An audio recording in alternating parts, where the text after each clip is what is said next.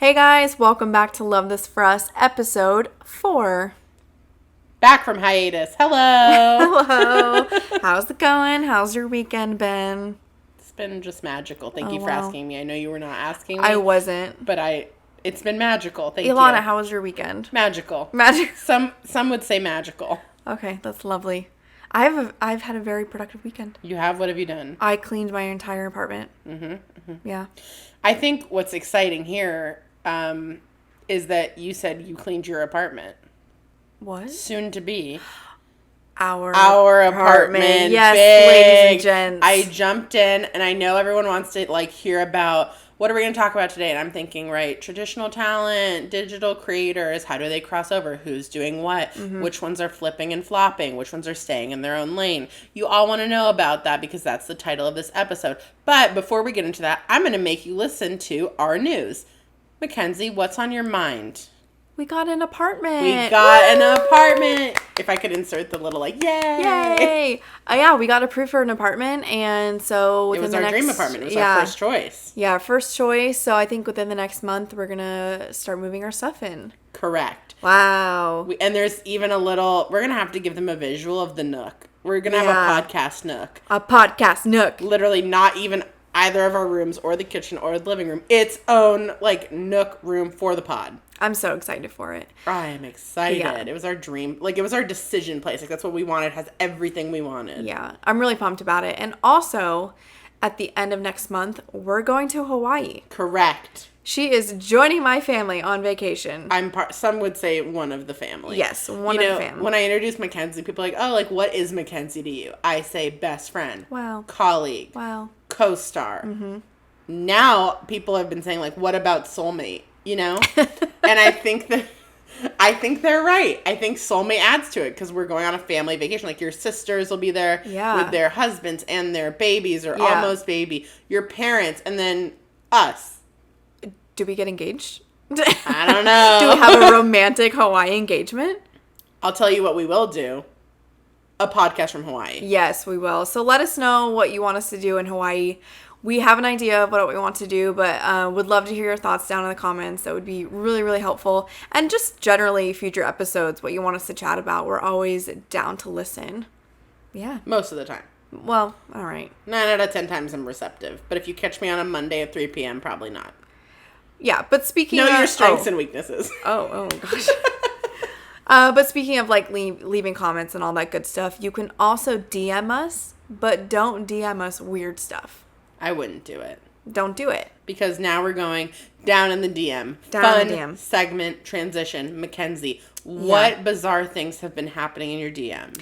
It wasn't really bizarre. It was more of a, when someone sends something to you when they think of you. They see something and they think of you. Cute. Which is my favorite kind of thing. I got this from my dear friend, Jonathan. I hate this part. This makes me really mad. And it was that one TikTok of the cat doing the Mr. Sandman thing. Do, Mr. Sandman. Yeah, that. But, the TikTok thing, it has 8 million views. It's basically the same cat. They basically cut a clip and they split it up. It's really 9 screens. Funny. Yeah, so it's hilarious. He sent that to me and he said, "Happy Monday, my friend." And I said, "Wow, that is me in a TikTok." I think the question everyone's asking is, who was the person who thought of you first and sent that video, potentially before Jonathan? Okay, to be honest, Elana sent it to me before. Thank you. That's all I wanted to know. Jonathan did, but to be fair, I saw it before on Twitter, before anyone else sent it to me. Right. So. But some would say I was before Jonathan. Some would say. All right, soulmate. Calm down. What's your down in the DM situation? Mine is, I have 7 of them, specifically 7. Out of all my unread DMs.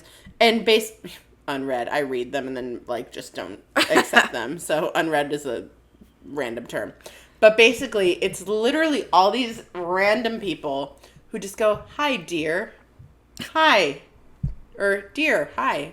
Here's the question. Dear. I am not dear to you unless you're writing me a pen pal letter where you say, "Dear Elana," I don't want that. It's bizarre. I don't know. It's bizarre. Here's the question. Do they have a lot of numbers in their username? Yes. There you go. Bots. There's your answer. Correct. Bots and very creepy old men. Yeah. Combination of both. I just want to know, hear me out. Like, what can I be doing better on Instagram to attract, like, stunning, single, like, successful business, like, young men that are people that I would want to have as like, what am I doing wrong? I accept all. If you're artsy, if you're into numbers and finance, if you're, I don't know, anything. I'm very open, but like, what am I doing wrong? I think is my question. When I find out, I'll let you know. Right. Let us know. Would never want to know, you know? Yeah, but that's what's going on with me. But speaking of weird old men. I'm kidding. What? I was like, where is this going? I'm kidding. But today we wanted to talk to everyone about all of those creators and talent, both traditional and digital, that we're seeing on multiple platforms. And by platforms in this scenario, I'm speaking about your televisions, as well as YouTube and Instagram and Twitter and everything like that. Yep.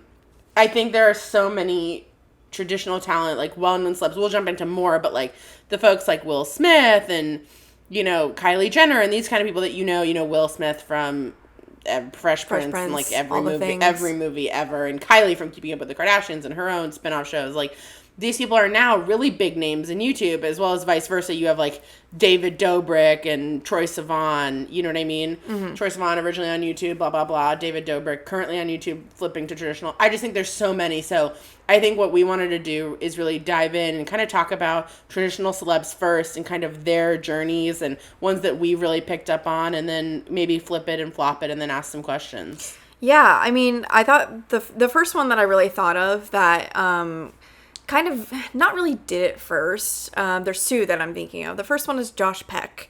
Obviously, he started as a traditional like kid star on Drake and Josh on Nickelodeon. Drake and Josh, my childhood. Right? Everyone's childhood. And I was so shocked when I saw that he had a YouTube channel and he's now good friends with the Vlog Squad. Like, I thought that was just such a weird combination. And he was basically like welcomed into the YouTube world. Like, I would have never thought that he would ever end up on YouTube, and here he is. And then the other one that I thought of, who was kind of one of the first as well, was Shay Mitchell. She's been on YouTube for a couple years now, and currently pregnant. Congrats, girl. Yeah, congrats if you're listening. But she really just started doing the whole like cooking. It was a little bit more higher production, but you know, cooking, beauty, vlogs here and there. So I thought that was so interesting that she decided to go to YouTube kind of, I think she started it around the ending of Pretty Little Liars, maybe. So I thought that was so interesting. Yeah. Yeah, I think what's so captivating about traditional celebrities is they made their name without, for the most part, I'm not going to, none of these are blanket statements, so for the most part, like, without having to do cute pictures on Instagram and, you know, captivating vlogs every other day. Like, they were able to do it without, which I think is a really powerful thing, right? You're on once a week. Shay Mitchell's on once a week for an hour on ABC Family, now renamed Freeform. You know what I mean? And she was able to get millions of people, so that when she did start all these things, she currently has millions. But that, I think, is a really powerful thing that I don't know people in the digital space would have the same luxury. They think about it. You have to put in hours and hours and hours of constant content, routine, new ideas, all those things. Like, would it have the same effect? I'm not so sure. People like Will Smith, I think, definitely. I think that's a personality that no matter where it was going to start was going to be captivating. And now he's doing that really fun, like, bucket list kind of scenario where he's jumping out of planes and traveling to really exotic places. And I think that's really fun. Yeah, what's also interesting is that some of these more traditional celebs who are now on YouTube, like, kind of want a higher quality of production in their videos. It's because that's what they're used to. Like, I noticed Shay Mitchell has all the lights and everything. But someone who doesn't really is Madeline. How do you say your last name? Madeline Petch. Madeline Petch. She's from Riverdale. Great. That's a great show. Just putting it out there. Well, I don't know about that. We're different. But I actually came across her channel and didn't realize it was her for a while, just because she looked like a regular, normal YouTuber. Like, I thought that was so cool that the production value was standard to what we normally see on YouTube, rather than these extreme cases with the big lights and whatnot. I think someone who did it really well, not big lights and production, but still premium looking, was Ashley Tisdale. She's not, I don't think, really posting frequently right now, but she was for a while. And when she like launched her channel, she had just put out her makeup line, Illuminate Cosmetics, and she's been producing for a long time. We know her from so many different things. Yeah. She was one that had it very in your home, a nice style where she was essentially sitting at her makeup counter, but had some lights and a good camera, but it wasn't overdone. It was just her talking about her new products, and that was actually one that I always wanted to point out as a really great product placement. Now, mind you, it's her own brand, but a lot of people have their own brands, which future episode coming potentially. A lot of people have their own brands, and how do you showcase it without making it weird? Yeah. She made it the most natural. Like, she would just be sitting there and be like, oh, I use this bronzer, which is not my brand, but I'm also using this eyeshadow, which is my brand. It was really natural. But I think she made that transition really fluid for herself. Like, she's the pinnacle of traditional, right? High School Musical, Young and Hungry produced it, just does so much, and then shows up on YouTube, and she's not blowing up. I don't think, to my knowledge, she doesn't have millions of subscribers. No. But if she put up a video, I'd go watch it every time.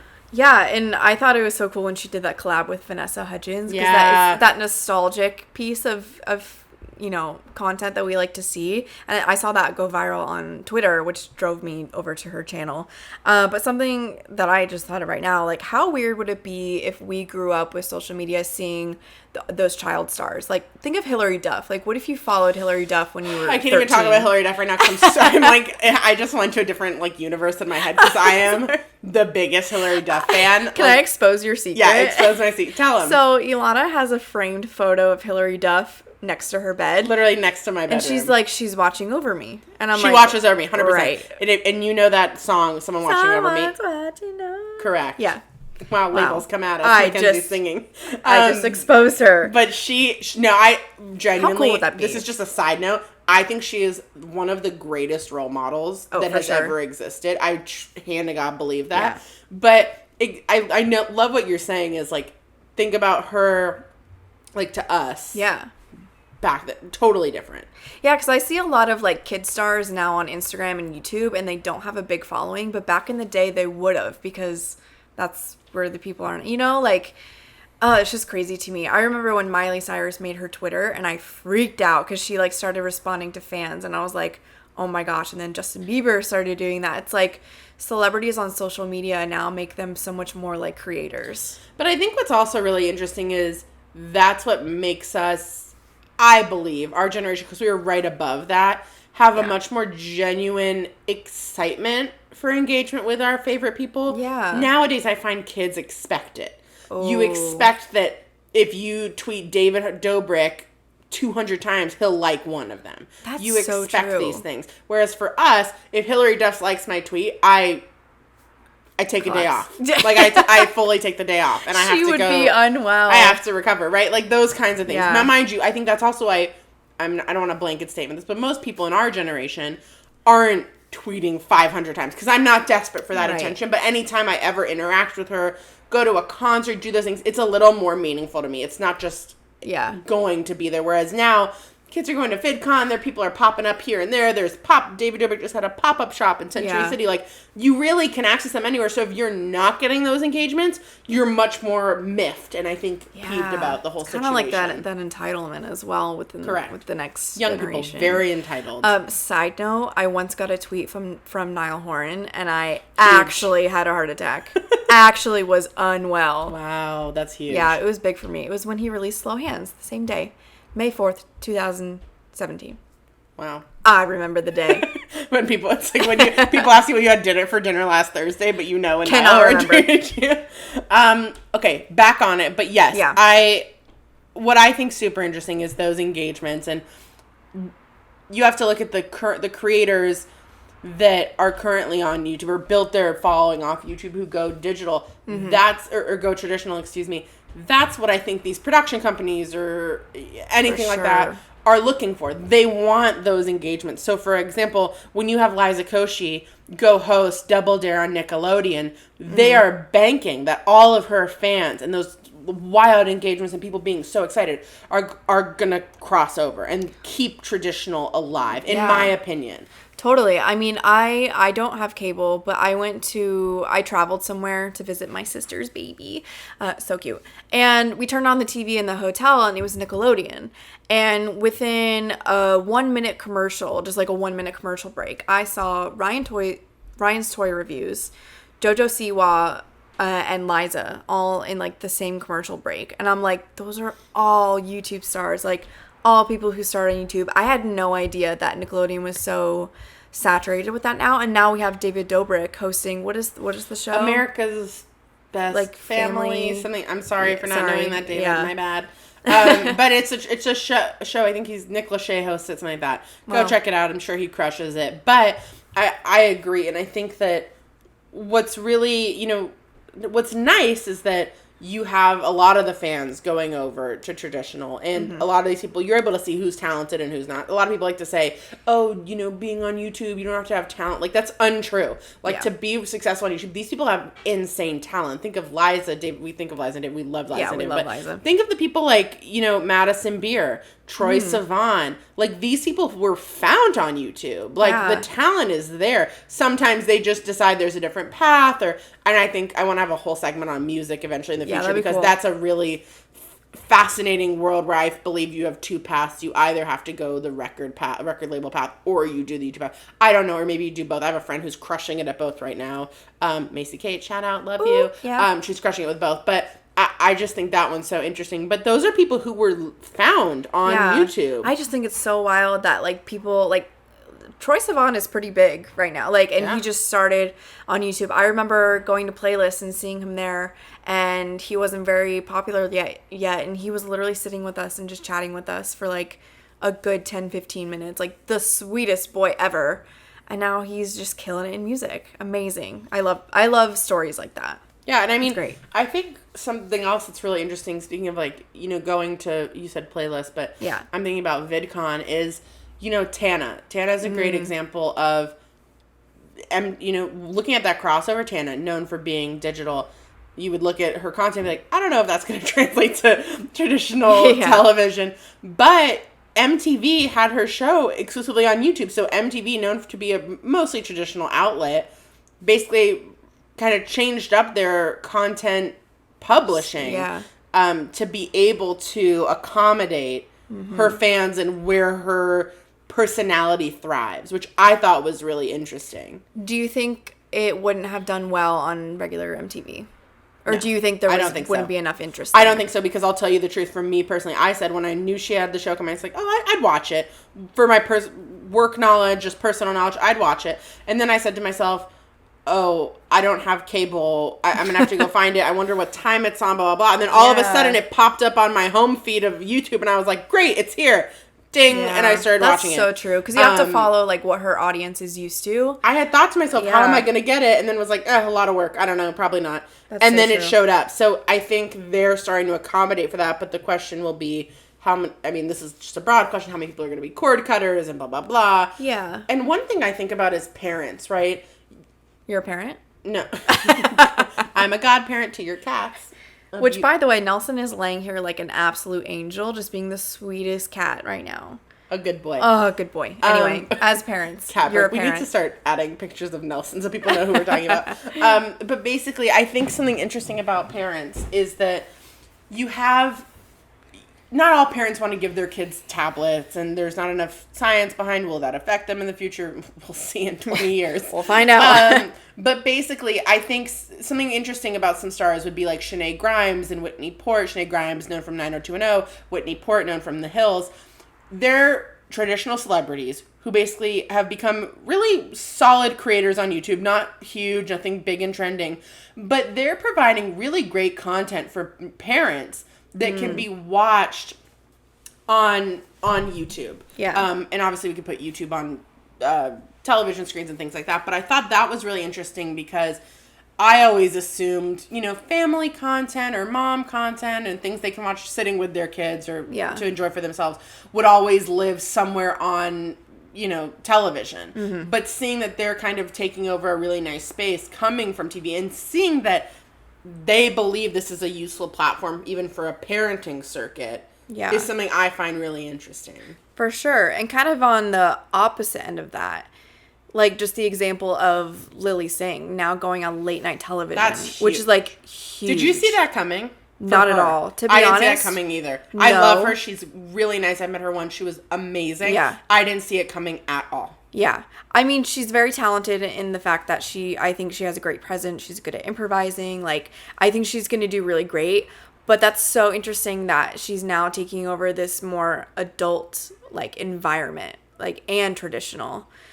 It's just so weird. I did not see that coming at all, but I'm really excited to see, you know, where it's going. And she definitely is like pioneering a way for these YouTube creators, YouTube stars. I remember, I don't remember which video I watched of David Dobrik, but I think he said his dream was to be like a late night host. Oh, yeah. And I was thinking nothing on Lily Singh because I haven't watched any of the show or anything like that.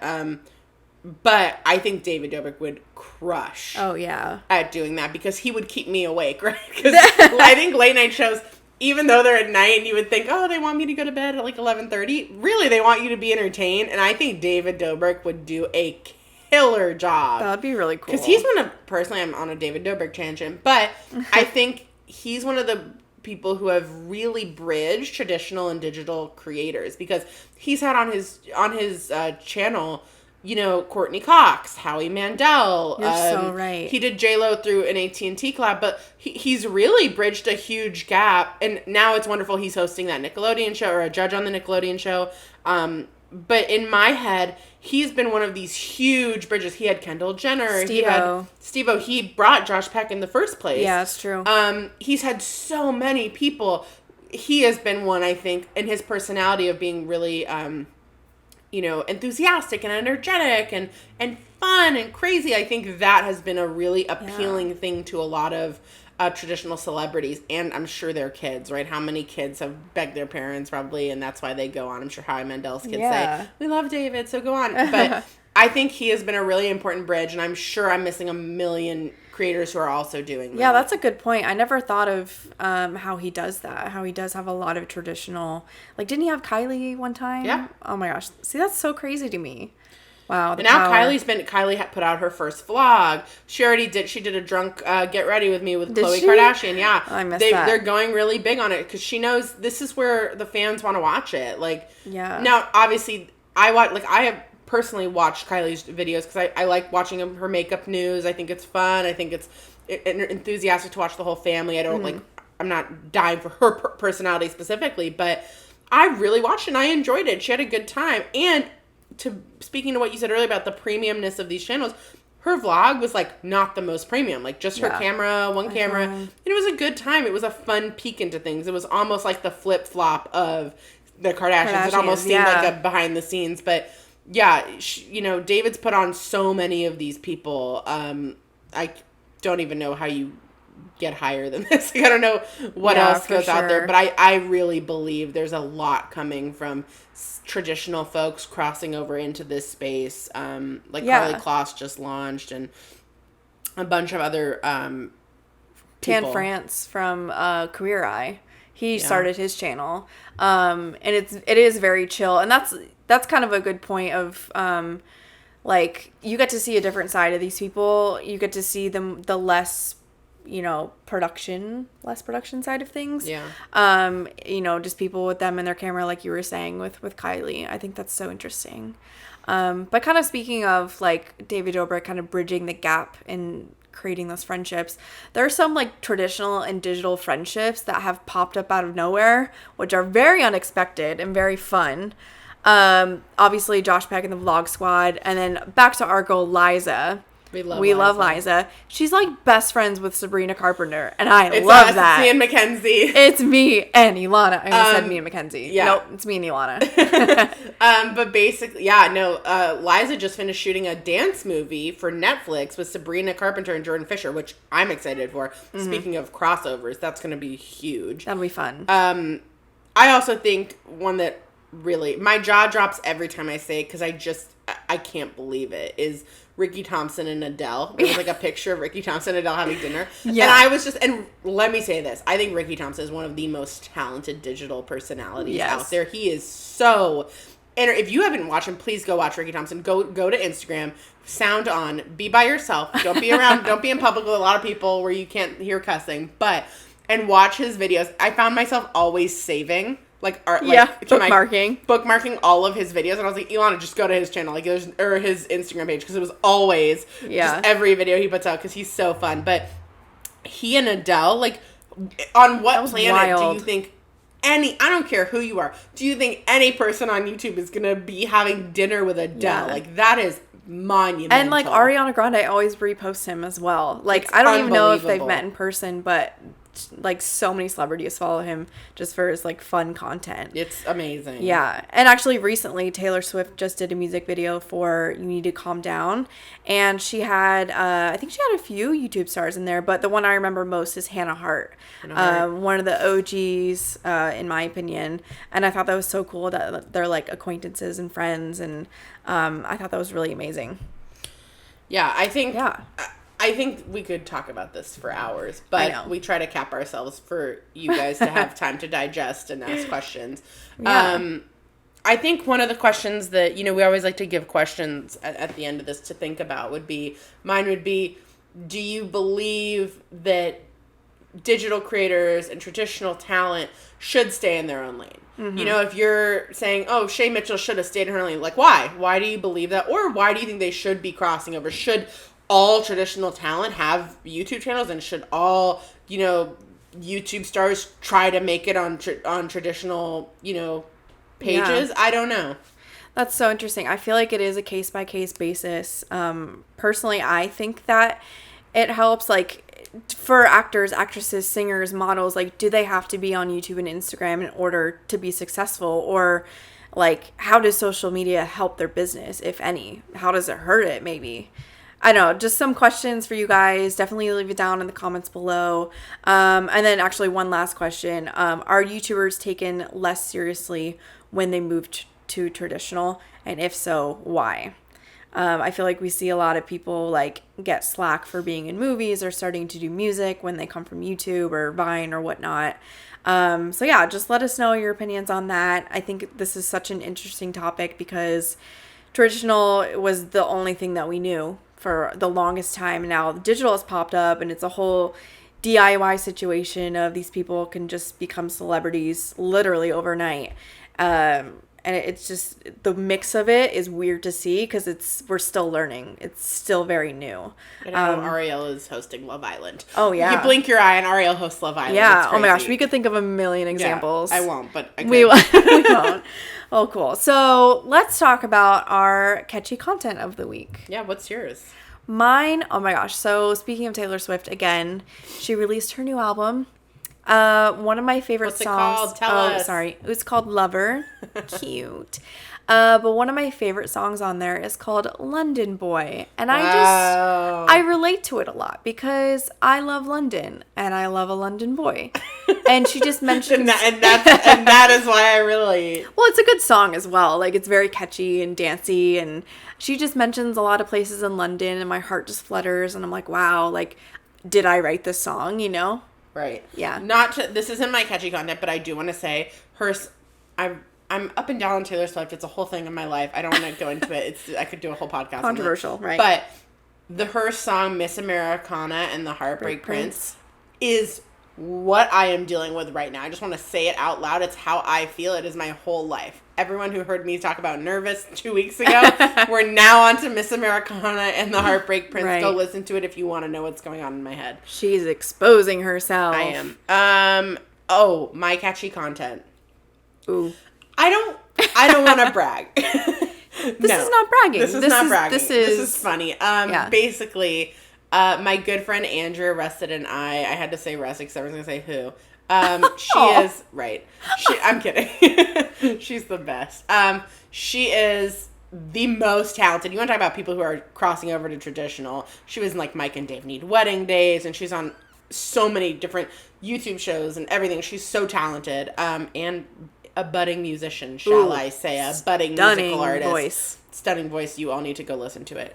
Go listen to her covers. They're unreal. But basically, she's one of my best friends. I know everyone thinks I only talk to Mackenzie. I don't.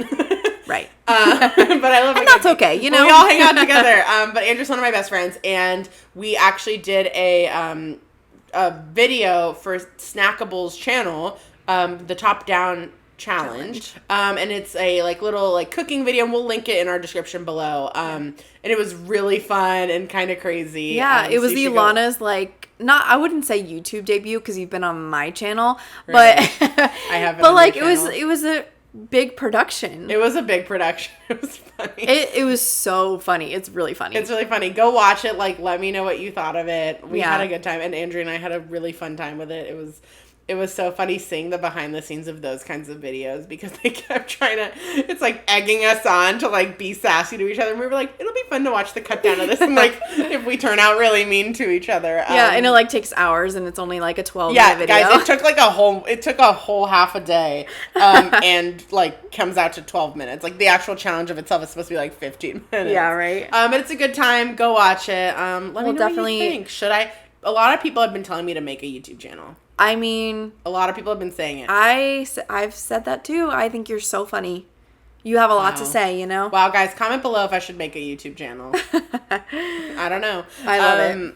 But thank you guys for listening. Yeah, Mac, any closing thoughts? Yeah, you can find us on Instagram. The links are down below. Mine's Mackenzie.Oaks on Instagram, Mackenzie Oaks on Twitter. Elana, what are yours? Elana Moline on Instagram, Elana Nicole 18 on Twitter. Lovely. Well, thank you guys so much for listening, and we hope that you love this for us. Bye.